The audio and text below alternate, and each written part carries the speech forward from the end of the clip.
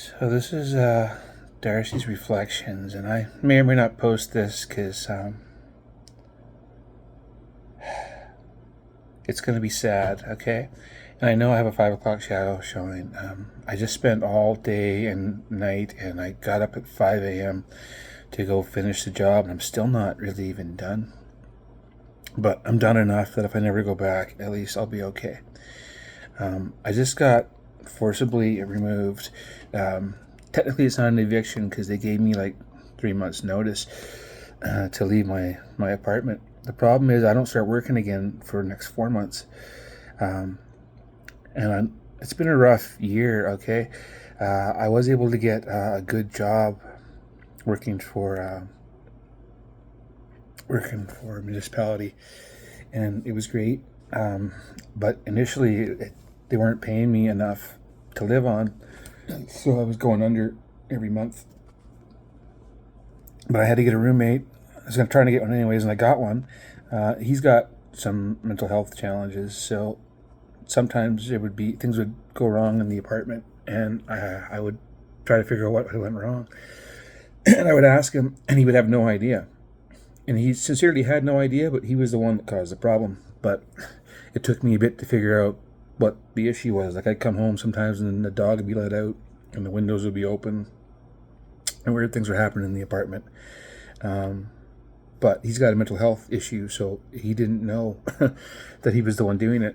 I had to set up a nanny cam, and then I figured it out. Like, oh, okay, well, at least I know what's going on now, so that's fine. But at one point in time, I talked to maintenance, and I might need new locks because I'm not sure if someone's coming in here who shouldn't be coming in here. Nobody was coming in there. It was the roommate doing silly things. Anyway, I think he told that to management, and that's when they decided that I needed to leave. Because, I was letting weird people into the apartment.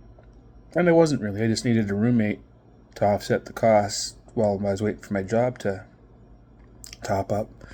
I had to essentially declare bankruptcy this year. Not bankruptcy, it's a step down from it, but it's the same thing. You lose all your credit cards and you just have whatever money you have in the bank, and that's all you have, and you have to pay down this credit loan for 5 years.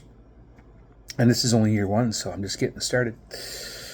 But anyway, I was doing all that and living responsibly, but I had a newer vehicle, which I lost because it was $800 a month and I couldn't afford to keep it. So then I have my old crappy vehicle, which suddenly had $800 worth of repairs, and I didn't have any money. Anyway, I managed to get it repaired. It was a very expensive situation, but I got through it. So after I'd been at that job for a number of months, they upped my pay a little bit, and now I'm in a position where I can afford to pay all my bills and cover everything, and I just barely get by, but like I'm paying all the utilities and everything. I'm not behind on anything. Everything's caught up. And the job ended, and I ended up with $500 in the bank, which is nothing. That's pathetic, but it'll get me through until May when I start working again. So I get home from work, that last shift in November, to find on my door a notice saying we're not going to renew your lease. I've been there for 12 years. I had no reason to believe they weren't going to renew my lease until that moment. So now my EI does not cover the same amount of money as I was getting from my job. And this last year I got a really small EI check. The year before, my EI check was $1,100 a cycle, and now it's $900 a cycle. That works out to $1,800 a month, as opposed to $2,200 a month. Anyway, so I have my $1,800 a month, and I have my little bit of savings, and I have my roommate, which is enough to get me through till May, unless I have to move. And I went in and I said, I don't have any money to move. I don't have anywhere to go. And they're like, if you don't leave, we're going to have the sheriff come remove you. I'm like, okay, so now you're going to make me homeless. And they're like, we're not making you homeless. Your lease is up. Get out. It's in your best interest to leave. The only reason it's in my best interest to leave is because there are two transphobes living directly above me. And they will stand on their balcony sometimes and shout homophobic crap at me. Nobody wants you here. No one likes the way you dress. Or I have a corner unit, so I walk past the main door, around the corner to my door. But sometimes around the corner from the main door, one of the homophobes who lives above me is standing out there smoking, and she'll jump out at me. She'll follow me to my house door, shouting homophobic crap at me. No one likes the way you dress. No one likes your makeup. You're ugly. Get out of here. We want you to leave. And they'd gone around the building telling everybody they were going to harass me until I left. But I've been there for 12 years.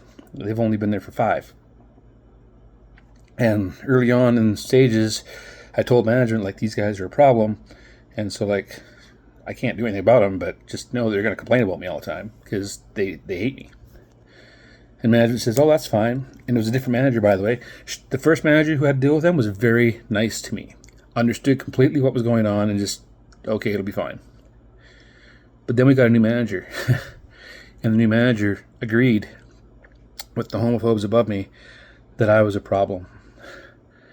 That's why I got that notice this year. You can get your stuff and get out.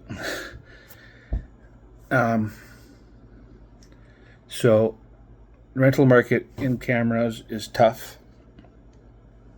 And I have a dog, and I have a lot of stuff because I've been there for 12 years. And I was going to go through a bunch of that stuff and purge a bunch of things out of the storage room that did not need to be there, and in closets and things. That was what I was going to do this winter. But unfortunately, because I was forced to move, I had to find a place to put much of that stuff. And a lot of it did get thrown out, but I got a lot of stuff here that I didn't even want here, because when I did eventually get some help packing, the people who were helping didn't know what I was keeping or not keeping, and I had to coordinate over at the new place here where to put this shelf and that bench and whatever. So I couldn't be at my old place saying, no, don't pack that box of whatever, towels or something. I don't need that box of towels. I have plenty of towels. That's going in the garbage. No, it all ended up over here anyway. But for the most part, it worked out okay. But I left a big pile of garbage back there because it was just me by myself. My roommate has mental health challenges, and he was not able to help me load anything or pack anything or do anything intelligent other than clean up his own room, which is a very small part of the apartment. But anyway, that's fine. And then I have the dog, who is somewhat needy and distracting, and I have ADHD, so it's hard for me to stay focused. So I'm at the old place, and I'm trying to pack a box or decide what to do with these different miscellaneous items, and the dog keeps wanting to go outside and play.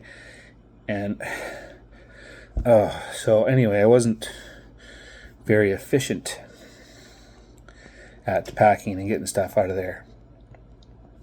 I ended up leaving a big mess behind. I didn't want to do that. If I had been planning to move, I would have had money in the bank. I would have had a place picked out. I would have had an extra month's rent for here and for there, and I would have had a damage deposit. That's what I would have liked to have done. But I was not able to do any of those things. And it was all I could do to get out. Again, I know I have the 5 o'clock shadow, which I really hate. But these thoughts are in my brain now, and so I'm recording them now. I could try and record this again later, but it won't come out the same.